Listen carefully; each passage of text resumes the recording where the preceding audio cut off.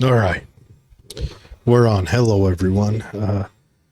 Welcome to the Wild Pod. I'm Jared. Betsy's not here again tonight. We hope she comes back soon. But there's how do I put this? A week ago, I watched the Netflix show on Richard Ramirez, the Night Stalker, and it's a freaky show. He in the 80s he tormented California. Really just had a big impact. I think he killed 13 people, attempted to murder 11 others, and or attempted to murder 5 others and sexually assaulted 11 other people. But tonight, I want to talk about his childhood. I want to talk about what made him, what may have made him. And hello, Lori. I would be remiss if I blamed all of this on his childhood, obviously, because, well, one, I don't know, lots of people have awful childhoods and they grow up to be fully functioning members of society that don't rape and murder and all that other stuff. I don't know. We're probably not supposed to say the R word on here. Maybe that'll make it so I don't get monetized further. And if you hear any buzzing in the sound, that's the printer going off over there. Maybe putting it in this room's not a good idea. But anyways, first I want to talk about some news. And let me get this prepped up for us real quick.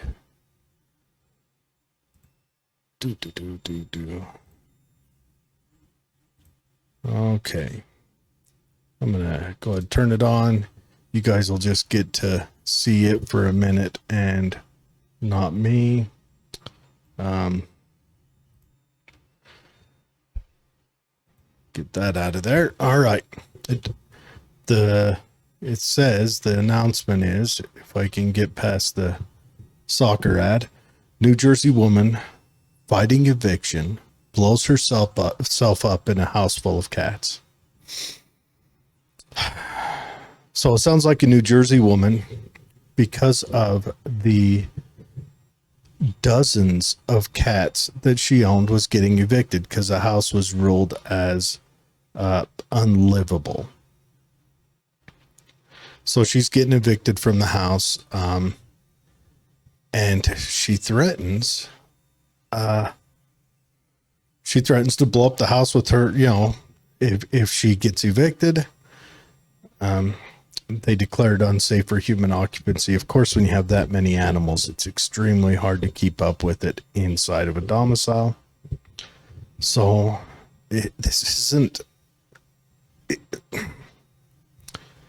it's not a funny story, and it's not a fun story. But sure enough, she turns the gas onto the stove and hits the igniter and blows up. Now they have picked through the house. They have found the remains of dozens of cats and the woman. But it's a tragic story. Now, some people have made horrible light of it, calling it a catastrophe. Hopefully no one laughs at that, because if you did, you're a savage, and I promise I did not. But yeah, that's insane. Just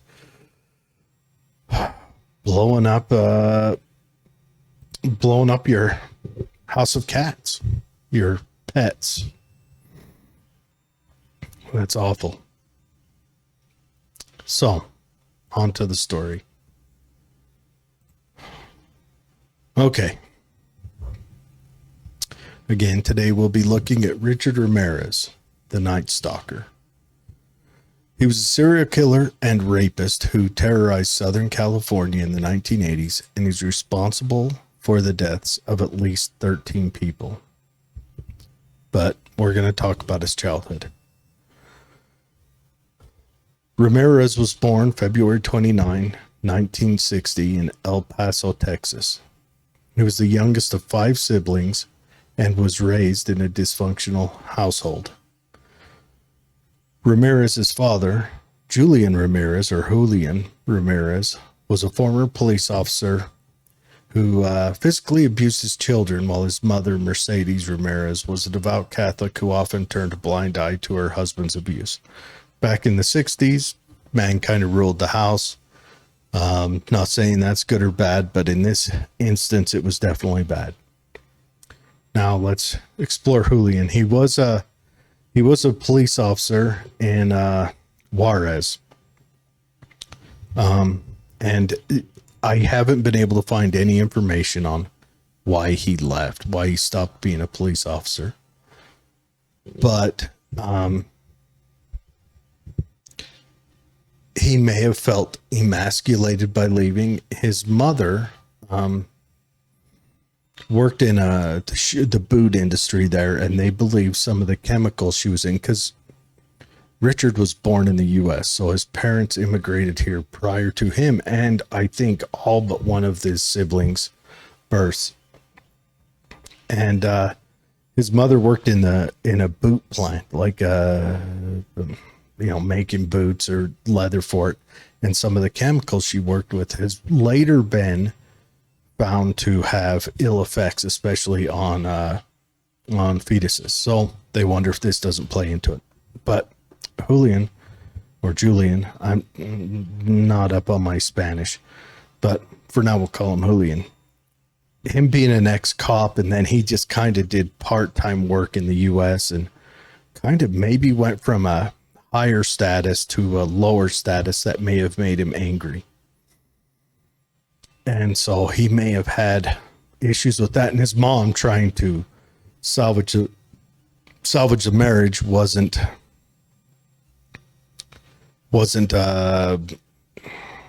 apt to speak up, in fear that he would go off the handle, because I'm sure it would be violent to him. So his dad would beat him with a belt, beat him with wires, wire hangers, and also like electrical wire. His siblings talked about the welts they'd leave on him, and also there was a report, though I haven't been able to find a corroboration with it, that his father, as some of his punishments, took him to the cemetery and kind of tied him to a headstone, but that we're not sure. So his childhood's filled with drama. His father also was reported to have been a peeping Tom, and sometimes would take Richard to explore these things, although I haven't found anything about this. But we do know that he had a cousin, Miguel. Miguel was a Vietnam veteran who apparently he was fairly decorated in Vietnam. He was I haven't been able to find what unit he was in or what, but he was combat decorated in Vietnam. But he would regale Richard with the stories and kind of the flashiness of Vietnam, the blood and the guts and the violence. And also, Miguel apparently committed a handful of rapes over there of Vietnamese women, and took pictures of it and showed those pictures to young Richard Ramirez. We're talking a preteen when this first started, Now, as a child, Richard was suffered from frequent seizures. It was speculated that these seizures may have been caused by the physical abuse he endured as a child, It may have also been caused by the chemicals that his mom was subject to while he was in utero. He also had a fascination with death and would often kill animals, which is kind of in the point where it came up that his father had at least one time chained him or tied him to a headstone and left him in a cemetery overnight, maybe to try to break him of that habit. And, so he fit in that, I forget the name of it, the triad of murders. So when Richard was, let me scroll down.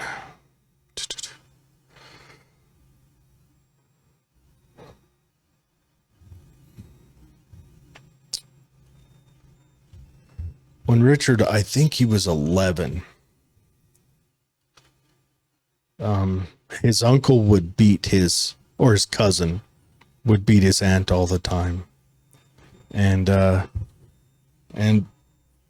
Richard one day is over at his cousin's house, and he opens up the fridge, and there's a loaded pistol lying there in the fridge, and he asks his cousin, what is that for? And his cousin, for protection or whatever. Well, later on that same week, Richard's over there hanging out again, and his cousin shoots his wife, shoots his, Richard's cousin-in-law, shoots her and kills her. And Richard's right there and sees it all. So he kind of gets a fascination with that. And, his first time experiencing a human death up close. He had killed animals before that. His cousin would also smoke pot with this 11-year-old. And they believe introduced him to cocaine. Well, Richard's cruising along, and shortly after that, his cousin goes to prison, and Richard gets deep into cocaine and then starts peeping Tomming still, and then burglarizing a lot, and that kind of runs away from him. He gets addicted to cocaine, and then when you read about it, his first murder, let me pull up this lady's name if I can find it. His first murder was a 47-year-old woman, I think. Where was it at? Okay, no, he was 13 when Miguel killed his wife. But, so his first murder, he began using LSD when he was 15, cocaine about the same time. But his first murder, where's the name of the victim? I can't remember, but he was 19, addicted to cocaine. He had left home and moved to Southern California. He had did a home robbery. He was just planning on robbing the home. He had done multiple robberies. He'd do a lot of burglaries, but this time he broke in, and the lady was home. She was, I think, 46. And he went to rape her and then killed her. And that was kind of what broke him in on that. And after that, he kind of just lost it. And if we lay it out, I think it was a matter of 5 months. He killed 13 people, sexually assaulted 11, and most of them were children. Like, he would break into people's houses and kidnap these little kids, these 5, 4, 6, little kids. And part of that was how he got caught. He didn't kill the little kids very often, and he didn't have any kind of type that you could predict. Old, young, he just went after everyone. But I think that childhood of his father being brutal, him looking up to his cousin regaling him with the violence of Vietnam and the heroism of it. He was probably what he pictured of as a Satanist, and maybe that was his rebellion against his mom, because his mom was super devout Catholic. But he was just brutal. And then witnessing the death and the addiction, he was strung out on cocaine. Now, after he's locked up, while he is on trial, he's getting hundreds of letters from women with pictures included wanting to be with him because they thought he was handsome. He looked kind of animalistic, and he probably would have been handsome, but everyone that knew him said his teeth were rotten. He smelled horrible. He had no personal hygiene. So maybe just him, the TV between them made him alluring. And he did get married twice while he was in prison. The first lady he was married for a short time until that lady looked into more of what he did, because during the trial, they didn't try him for the child rape or the pedophilia or whatever, because they didn't want to subject a couple of those children to the court trial, because they had him hands down on all the murders. They could get him and lock him away forever. So that wasn't as well known.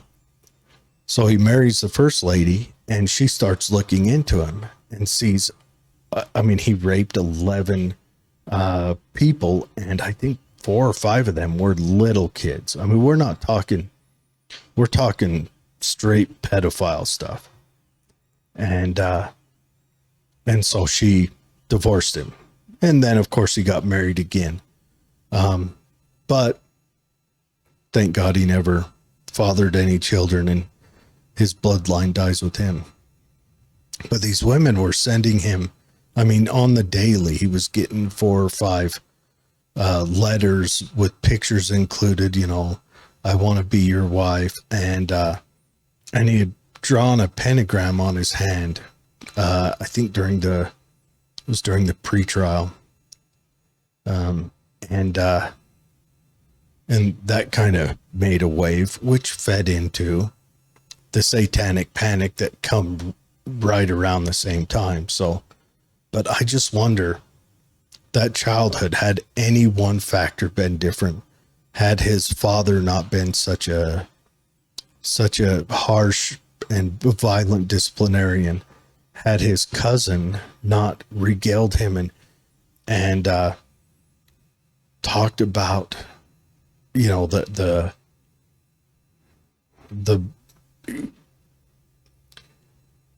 his experience in Vietnam in such a manner that Richard would have looked up to it, would he have maybe been a little bit normal? I don't know. That's a big question. Anyways, so I did an interview with Les Durant, and Les Durant is a UFO researcher, and so at the end of this, I did that interview with him. It's a pretty good interview, and of course you guys are watching live, but I'm gonna pop that when I put this up on the recorded ones. I'm gonna have that interview up on here with it, and then I'll also put that interview up as a standalone. But I don't know. He's doing some, he's laying cell phones out and looking for just looking for UFOs flying around, looking for phenomena. And he thinks he's found some, and I'll let you guys watch that and, discern that for yourselves. But tell me what you guys think of Richard Ramirez. Tell me,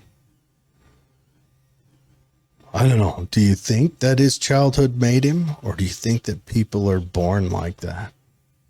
That's the big question, I think. I don't know. But anyways, thanks for joining me. It's a bit of a quicker one. Let's hope that we get Betsy back next week. But either way, I'll be back next week. I've got a interview with a couple other phenomenon people, and let me see if I can dig up their names real quick, because I forget their names already. Everyone knows I'm not the smartest, and I want to make sure I get their names correct. Okay. We have coming up next week at 6 p.m. Lala Bright and Bob McGuire, UFO paranormal power couple. They were thrown together by the phenomenon. She's a psychic medium and experiencer, and he's a scientist and engineer with internationally recognized credentials.